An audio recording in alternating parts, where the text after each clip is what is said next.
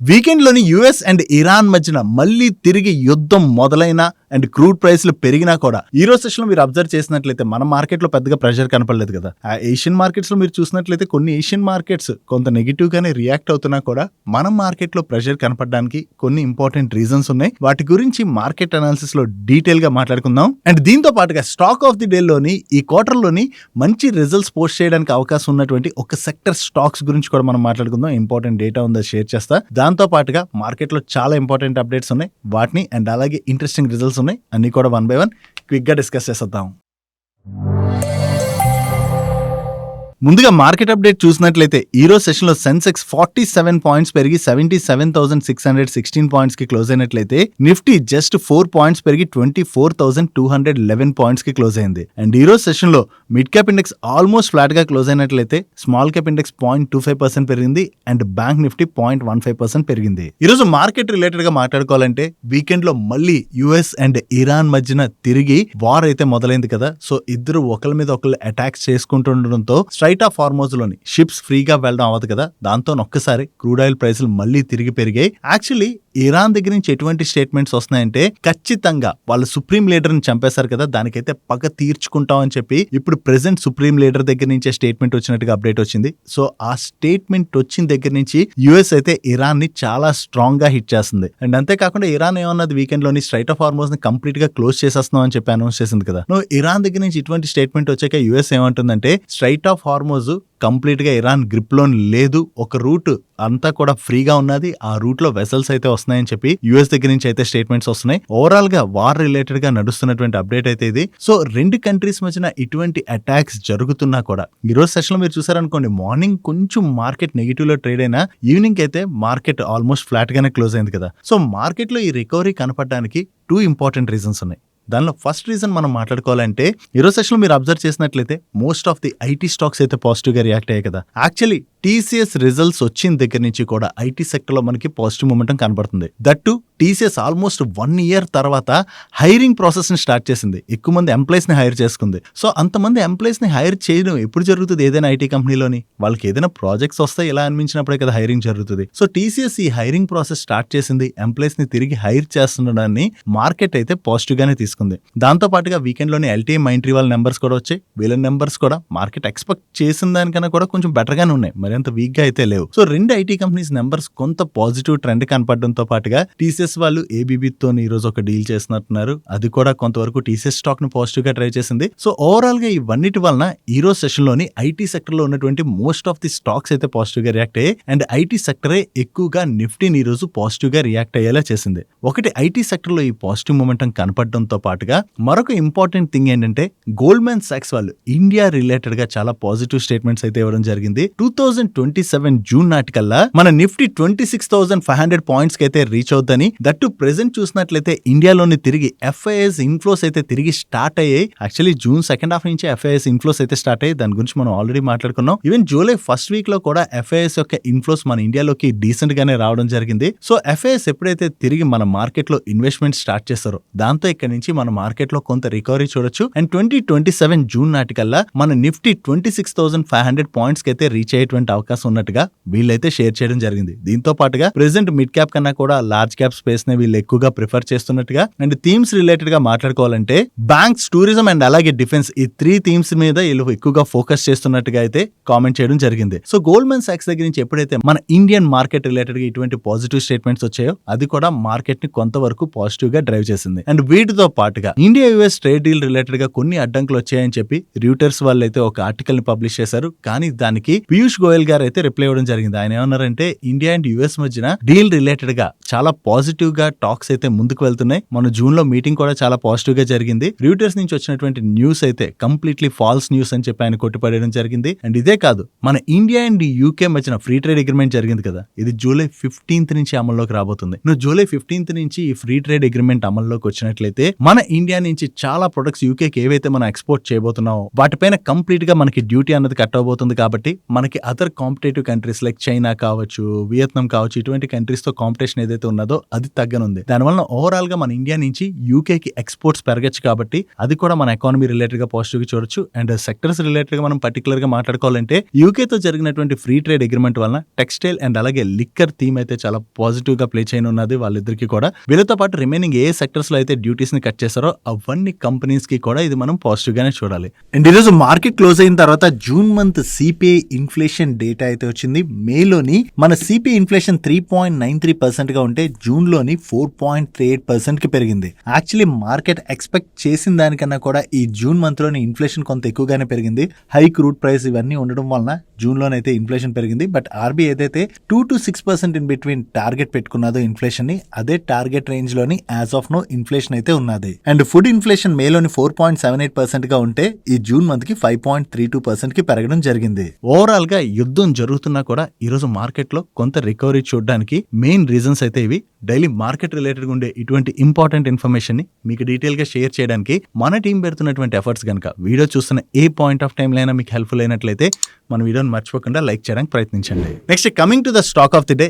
ఈ రోజు stock of the day లోని ఒక సెక్టర్ లో ఉన్నటువంటి స్టాక్స్ అయితే ఈ క్వార్టర్ లోని మంచి రిజల్ట్స్ పోస్ట్ చేసేటువంటి అవకాశం అయితే కనపడుతుంది. యాక్చువల్లీ ఈ Q1 ఎండింగ్ అయిన దగ్గర నుంచి చాలా సెక్టర్ లో ఉన్నటువంటి కంపెనీస్ వాళ్ళ బిజినెస్ అప్డేట్స్ ని రిలీజ్ చేస్తున్నాయి కదా. Most of the business updates మనం ఆల్రెడీ మాట్లాడుకున్నాం కూడా. దీనిలోని మీరు అబ్జర్వ్ చేసినట్లయితే రియల్ ఎస్టేట్ సెక్టర్ మీరు చూడండి. రియల్ ఎస్టేట్ సెక్టర్ లో గ్రూదరీస్ ప్రాపర్టీస్ కావచ్చు, లోదా కావచ్చు, అండ్ అలాగే మనకి శోభా కావచ్చు, ఇటువంటి కంపెనీస్ అన్నిటివి కూడా బిజినెస్ అప్డేట్స్ Q1 లో చాలా స్ట్రాంగ్ గా వచ్చాయి. అండ్ వీళ్ళవనే కాదు, ఈ రోజు సెషన్ లో కూడా మీరు చూసినట్లయితే పూర్వంకర వాళ్ళు వాళ్ళ బిజినెస్ అప్డేట్ అయితే రిలీజ్ చేశారు. ఈ Q1 లోని వీళ్ళ ప్రీ సేల్స్ లో ఇయర్ ఆన్ ఇయర్ లో 28% గ్రోత్ డెలివర్ చేసినట్లయితే కలెక్షన్స్ లో కూడా 40% పైన ఇంప్రూవ్మెంట్ కనిపిస్తుంది. అండ్ అలాగే Q1 లోని వీళ్ళ గ్రాస్ డెవలప్మెంట్ వాల్యూని కూడా 5200 crores వరకు కూడా గ్రాస్ డెవలప్మెంట్ వాల్యూ అయితే యాడ్ చేసినట్టుగా వీళ్ళు ఎక్స్చేంజెస్ కి అప్డేట్ చేస్తున్నారు. సో ఎప్పుడైతే పూర్వంకర దగ్గర నుంచి ఇంత పాజిటివ్ బిజినెస్ అప్డేట్ వచ్చిందో దాంతో ఈ రోజు సెషన్ లో ఈ స్టాక్ లో అయితే మనం పాజిటివ్ మూమెంట్ చూసాం. ఈవెన్ ఈ స్టాక్ అనే కాదు, మోస్ట్ ఆఫ్ ది ఈ రియల్ ఎస్టేట్ సెక్టర్ లో ఆపరేట్ చేసేటువంటి కంపెనీస్ అన్ని కూడా ఈ Q1 లోని స్ట్రాంగ్ బిజినెస్ అప్డేట్ ని రిలీజ్ చేశాయి కాబట్టి వీళ్ళ నెంబర్స్ అన్ని కూడా పాజిటివ్ గా రావచ్చు అని చెప్పి మార్కెట్ లో హోప్స్ అయితే ఉన్నాయి. ఒకవేళ ఎవరైనా రియల్ ఎస్టేట్ సెక్టర్ ని ట్రాక్ చేస్తున్నట్లయితే ట్రాక్ చేయడానికి అయితే ప్రయత్నించండి. Q1 లో వీళ్ళ నెంబర్స్ అయితే బాగానే రావచ్చు. నెక్స్ట్ మ్యాప్ మై ఇండియా, అదే సిఈ ఇన్ఫో సిస్టమ్స్. ఈ కంపెనీ మీకు ఐడియా ఉండే ఉంటుంది కదా. యాక్చువల్లీ ఈ స్టాక్ మీరు అబ్జర్వ్ చేశారనుకోండి, దాని హై ప్రైస్ నుంచి చూసినట్లయితే 60% పైనే ఆల్రెడీ కరెక్ట్ అయింది. కరెక్ట్ అయిన దగ్గర నుంచి కూడా ఈ జూన్ 30th నుంచి ఈ రోజు వరకు మనకి స్టాక్ లో ఆల్మోస్ట్ 46% రికవరీ కనపడింది. రీసెంట్ గా అంటే లాస్ట్ 10 days లోనే ఎవ్రీ డే స్టాక్ అయితే కంటిన్యూస్ గా పెరుగుతుంది. సో స్టాక్ ఇంతలా పెరుగుతుండడంతో కంపెనీలో ఏదైనా ఇంట్రెస్టింగ్ చేంజ్ జరుగుతుందా లేదా కంపెనీ సైడ్ నుంచి ఏమైనా అప్డేట్ ఉందా అని చెప్పి చాలా చోట్ల అయితే చెక్ చేసాం. బట్ కంపెనీ రిలేటెడ్ గా ఎటువంటి అప్డేట్ కూడా కనపడలేదు. ఒకవేళ మీలో ఎవరికైనా సరే ఈ స్టాక్ ఎందుకు కంటిన్యూస్ గా పెరుగుతుందని చెప్పి ఐడియా ఉన్నట్లయితే కింద ఇన్ఫర్మేషన్ షేర్ చేయడానికి ప్రయత్నించండి. మరింత మంది మన వ్యూవర్స్ ఎవరైతే ఉన్నారో వాళ్ళకి హెల్ప్ఫుల్ అవచ్చు. అంటే ఏదైనా ఇంపార్టెంట్ ఇన్ఫర్మేషన్ ఉందనుకోండి, దాని రిలేటెడ్ గా వర్క్ చేయడానికి అది హెల్ప్ఫుల్ అయ్యేటువంటి అవకాశం ఉంది. బట్ యాజ్ ఆఫ్ నో ఎటువంటి ఇన్ఫర్మేషన్ కూడా లేదు. ఏమైనా ఇన్ఫర్మేషన్ ఉన్నట్లయితే మాత్రం డెఫినెట్ గా మీకు షేర్ చేస్తాం. ఒకవేళ కంపెనీ రిలేటెడ్ ఎవరికైనా ఐడియా లేకపోయినట్లయితే వీళ్ళు 3D మ్యాపింగ్ సర్వీసెస్ అయితే ఆఫర్ చేస్తుంటారు. మ్యాపిల్స్ ఐడియా ఉన్నది కదా. మ్యాపిల్స్ మీలో చాలా మంది యూజ్ చేస్తూ ఉండొచ్చు. యాక్చువల్లీ ఈ మ్యాపిల్స్ మ్యాప్ నేను కూడా వాడుతున్నా. వీళ్ళ మ్యాపిల్స్ మ్యాప్ అయితే చాలా బాగుంటుంది అండ్ యూజ్ చేయడానికి కూడా చాలా యూజర్ ఫ్రెండ్లీగా ఉంటుంది. బట్ వీళ్ళు ఏంటంటే స్టాక్ బాగా పెరిగిన దగ్గర నుంచి కంపెనీ యొక్క నెంబర్స్ కొంత వీక్ గా రావడంతో కంటిన్యూస్ గా స్టాక్ అయితే కరెక్ట్ అయింది. బట్ కంపెనీ రిలేటెడ్ గా మాట్లాడుకుంటే company is a good company, quality company. But still numbers బాగా రాలేదు అనుకోండి, ఆబ్వియస్ గా స్టాక్ లో మనం ప్రెషర్ చూస్తాం. అదే ఈ స్టాక్ లో కూడా కనపడింది. బట్ రీసెంట్ గా అయితే స్టాక్ లోని బాగానే రికవరీ కనపడుతుంది. సో ఏదైనా ఇంట్రెస్టింగ్ థింగ్ ఉన్నట్లయితే షేర్ చేయడానికి ప్రయత్నించండి. మీకు ఏమైనా తెలిసినట్లయితే, మాకు కూడా ఏదైనా ఇంపార్టెంట్ ఇన్ఫర్మేషన్ దొరికినట్లయితే వెంటనే మన సోషల్ మీడియా ప్లాట్ఫామ్స్ లో కానీ లేదా నెక్స్ట్ వీడియోలో కానీ షేర్ చేయడానికి ప్రయత్నిస్తాం. నెక్స్ట్ హ్యాపీయెస్ట్ మైండ్స్ రిలేటెడ్ గా మాట్లాడుకోవాలి. యాక్చువల్లీ ఈ కంపెనీ ఐపీఓకి వచ్చిన టైంలోనే మనకి ఈ కంపెనీ ప్రమోటర్స్ గురించి మాట్లాడేటప్పుడు సక్సెషన్ అయితే లేదు, అదొక ప్రాబ్లం ఉంది కంపెనీలో అని చెప్పి మాట్లాడుకున్నాం కదా. Company side good company, but కొంత నెంబర్స్ వీక్ గా రావడంతో స్టాక్ లో అయితే ప్రెషర్ చూసాం. ఈ రోజు సెషన్ లో మీరు చూసినట్లయితే హ్యాపీయెస్ట్ మైండ్స్ కొంత పాజిటివ్ గా రియాక్ట్ అయింది. దానికి ఒక న్యూస్ అయితే సర్క్యులేట్ అవుతుంది. ఈ హ్యాపీయెస్ట్ మైండ్స్ యొక్క ప్రమోటర్ అయినటువంటి అశోక్ సూత గారు ఎవరైతే ఉన్నారో ఆయన స్టేక్ ని కంప్లీట్ గా సెల్ చేయడానికి చూస్తున్నట్లుగా సిఎన్బిసి వాళ్ళ సోర్సెస్ ద్వారా తెలిసినటువంటి ఇన్ఫర్మేషన్ షేర్ చేస్తున్నారు. ఈయన దగ్గర నుంచి ఈ స్టేక్ ని అక్వైర్ చేసేందుకు గాను ఐటీసీ ఇన్ఫోటెక్ వాళ్ళు డిస్కషన్స్ లో ఉన్నారని, వీళ్ళే కాదు కొంతమంది పీఈ ప్లేయర్స్ కూడా డిస్కషన్స్ లో ఉన్నట్టుగా అయితే వీళ్ళు రిపోర్ట్ చేయడం జరిగింది. బట్ నేను ఈ వీడియో రికార్డ్ చేసే టైంకి ఇంకా హ్యాపీయెస్ట్ మైండ్స్ వాళ్ళ దగ్గర నుంచి ఈ ఈ న్యూస్ రిలేటెడ్ గా ఎటువంటి క్లారిఫికేషన్ కూడా రాలేదు. వీళ్ళ దగ్గర నుంచి ఏదైనా అప్డేట్ వస్తుందేమో చూడాలి. నెక్స్ట్, గవర్నమెంట్ ఆఫ్ ఇండియా త్వరలోనే DRDO అస్త్రా మిసైల్ ఏవైతే ఉన్నాయో వీటి రిలేటెడ్ గా డిమాండ్ భయంకరంగా పెరగడంతో వీటిని మ్యానుఫ్యాక్చర్ చేసేందుకు గాను ప్రైవేట్ ప్లేయర్స్ ని కూడా ఎంకరేజ్ చేసేటువంటి అవకాశం ఉన్నట్టుగా మీడియా ప్లాట్ఫామ్స్ అయితే రిపోర్ట్ చేస్తున్నాయి. దీని రిలేటెడ్ గా త్వరలోని defence ministry request for proposal అయితే ఇన్వైట్ చేసేటువంటి అవకాశం ఉన్నట్టుగా వీళ్ళు షేర్ చేస్తున్నారు. దీనిలోని ప్రైవేట్ కంపెనీస్ గురించి మనం మాట్లాడుకోవాలంటే Adani defence, Bharat forge, Tata group, Mahindra group వీళ్ళందరూ కూడా పార్టిసిపేట్ చేయొచ్చు అని చెప్పి వీళ్ళైతే షేర్ చేయడం జరిగింది. బట్ యాజ్ ఆఫ్ నో ఈ అస్త్రా మిసైల్స్ రిలేటెడ్ గా మనం మాట్లాడుకోవాలంటే భారత్ డైనమిక్స్ వాళ్ళు వీటిని మ్యానుఫ్యాక్చర్ చేస్తున్నారు. అండ్ వీళ్ళ దగ్గర ఉన్నటువంటి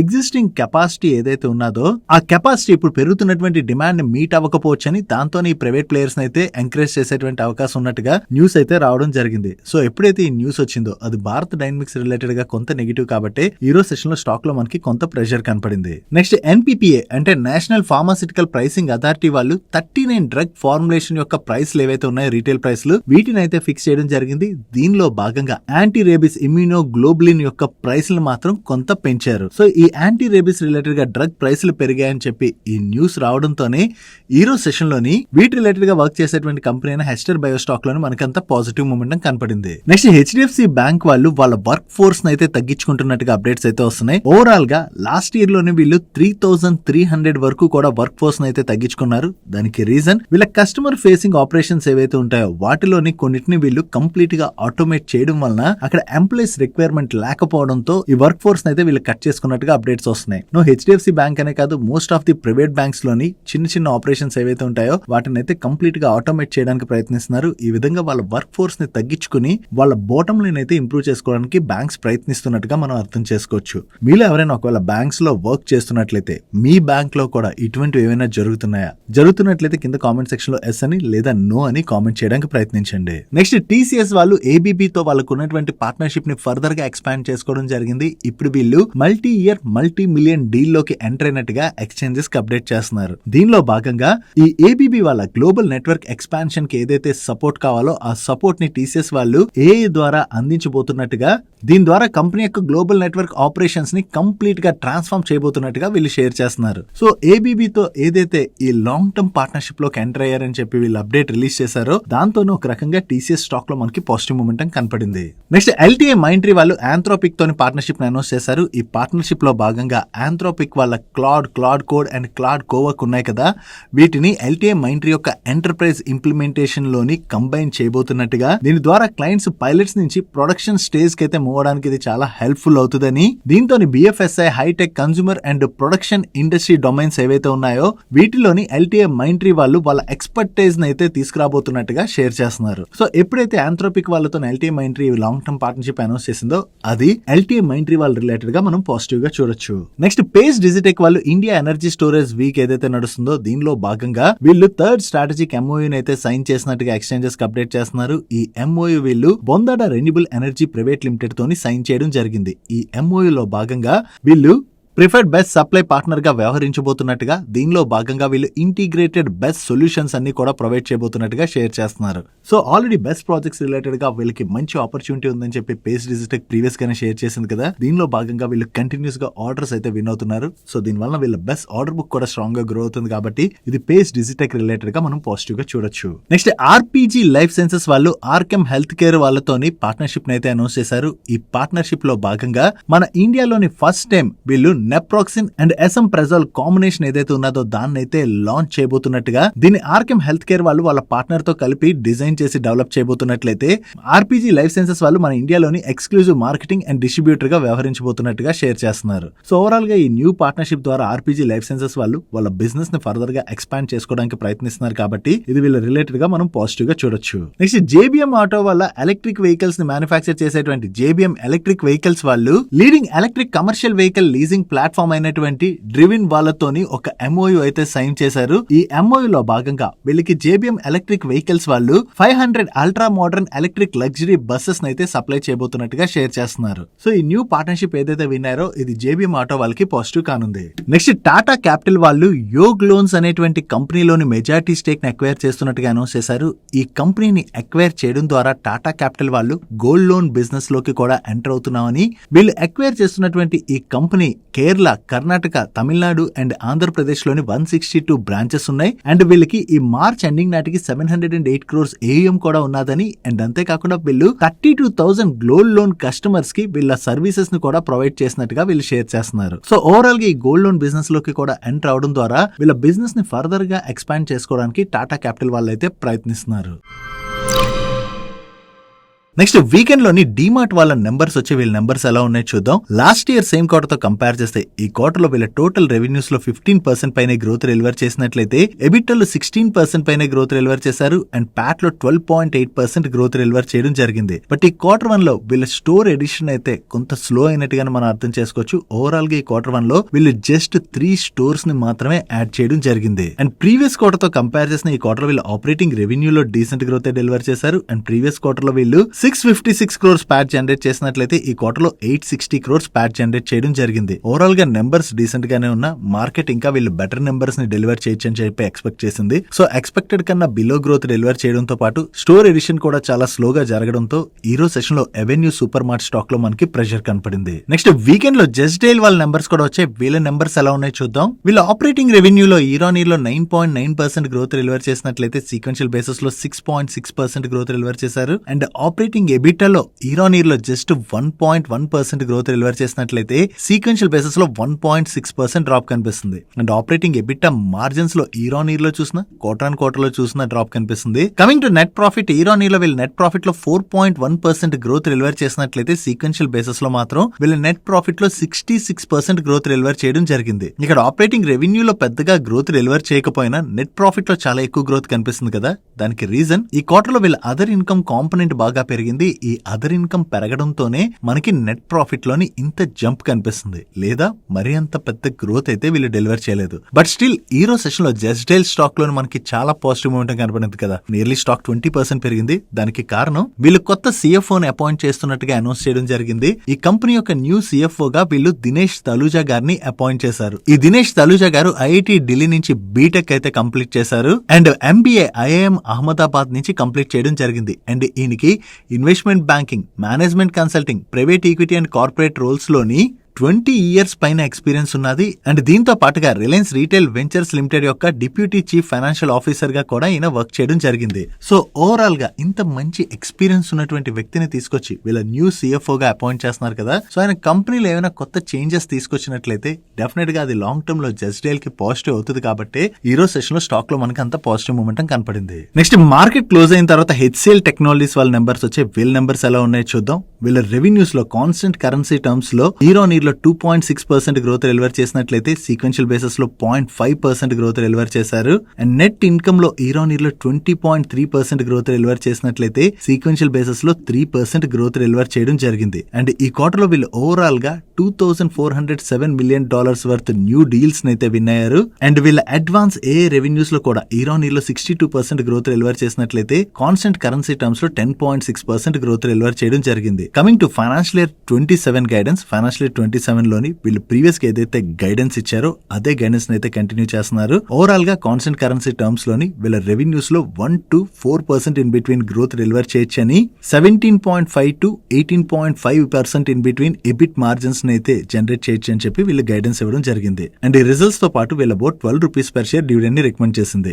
ఓవరాల్ గా చూసుకుంటే HCL టెక్నాలజీస్ వాళ్ళ నెంబర్స్ అయితే ఓకే డీసెంట్ గానే ఉన్నాయి. నెక్స్ట్ LTI మైంట్రీ వాళ్ళ నెంబర్స్ కూడా వచ్చాయి. వీళ్ళ నెంబర్స్ ఎలా ఉన్నాయో చూద్దాం. కాన్స్టెంట్ కరెన్సీ టర్మ్స్ లోని ఇయర్ ఆన్ ఇయర్ లో వీళ్ళ రెవెన్యూస్ లో 6.4% గ్రోత్ డెలివర్ చేసినట్లయితే సీక్వెన్షియల్ బేసిస్ లో జస్ట్ 0.3% గ్రోత్ డెలివర్ చేశారు. అండ్ ఎబిట్ లో ఇయర్ ఆన్ ఇయర్ లో 15% పైన గ్రోత్ డెలివర్ చేసినట్లయితే సీక్వెన్షియల్ బేసిస్ లో 2.5% గ్రోత్ డెలివర్ చేయడం జరిగింది. అండ్ నెట్ ప్రాఫిట్ లో కూడా ఇయర్ ఆన్ ఇయర్ లో చూసిన సీక్వెన్షియల్ బేసిస్ లో చూసిన డీసెంట్ గ్రోత్ డెలివర్ చేశారు. అండ్ ఈ క్వార్టర్ లో వీళ్ళు ఓవరాల్ గా $1.68 billion వర్త్ న్యూ ఆర్డర్స్ అయితే విన్ అయ్యారు. ఇయర్ ఆన్ ఇయర్ లో వీళ్ళ ఆర్డర్స్ లో మంచి గ్రోత్ కనిపిస్తుంది. బట్ సీక్వెన్షియల్ బేసిస్ లో మాత్రం 0.3% డ్రాప్ కనిపిస్తుంది. అండ్ ఈ క్వార్టర్ లో వీళ్ళు ఓవరాల్ గా 16 న్యూ క్లయింట్స్ యాడ్ చేయడం జరిగింది. దీంతో వీళ్ళ యాక్టివ్ క్లయింట్ నెంబర్ 740 కి రీచ్ అయింది. ఓవరాల్ గా ఈ క్వార్టర్ లో LTI మైంట్రీ వాళ్ళ నెంబర్స్ అయితే ఓకే మరింత పెద్ద గ్రోత్ డెలివర్ చేయలేదు. బట్ ఆల్రెడీ ఎక్స్పెక్టెడ్ కదా IT companies numbers either week గా లేదా కొంత ఫ్లాట్ గా వస్తాయని చెప్పి. సో వీళ్ళ నెంబర్స్ మరీ ఏమంత వీక్ గా లేవు, జస్ట్ ఫ్లాట్ గ్రోత్ అయితే డెలివర్ చేసినట్టుగా మనం అర్థం చేసుకోవచ్చు. నెక్స్ట్ వీకెండ్ లో అవెంటెల్ వాళ్ళ నెంబర్స్ కూడా వచ్చే వీళ్ళ నెంబర్స్ ఎలా ఉన్నాయో చూద్దాం. వీళ్ళ రెవెన్యూస్ లోని ఇయర్ ఆన్ ఇయర్ లో 35% పైన గ్రోత్ డెలివర్ చేసినట్లయితే